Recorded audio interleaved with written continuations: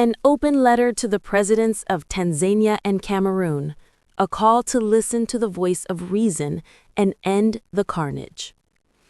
Your Excellencies, President Samia Suluhu Hassan of the United Republic of Tanzania, President Biya of the Republic of Cameroon, distinguished presidents, this letter comes as an urgent appeal not from foreign powers, not from political rivals, but from the conscience of Africa itself.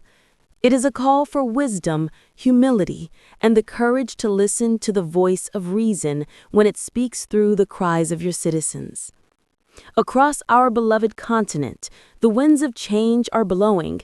They carry the collective yearning of Africans, young and old, for justice, dignity, and a leadership that listens rather than dictates, that heals rather than harms. Yet in your nations today, the world witnesses turmoil, repression, and needless bloodshed. Brothers are turning against brothers, and the promise of peace is being drowned in the cries of the innocent. Your Excellencies, power is not a birthright. It is a trust given by the people, and one that must be surrendered with grace when the people withdraw their confidence. No leader, however visionary or strong, can govern through fear forever.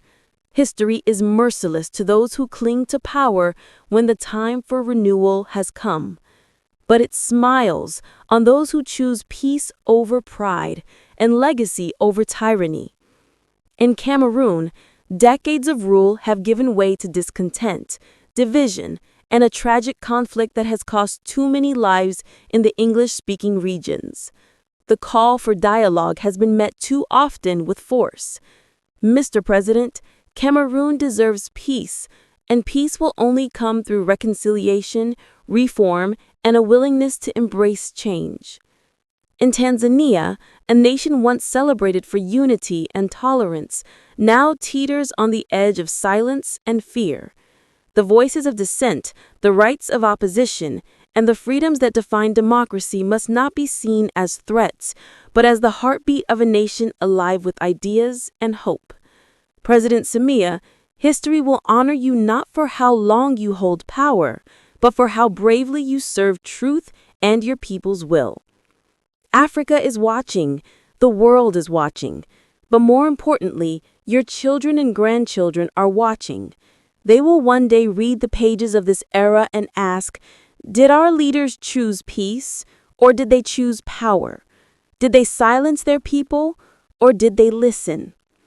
We urge you, not as adversaries, but as fellow Africans, to lay down the instruments of repression, to open the doors to genuine dialogue, to allow the democratic process to breathe freely once more.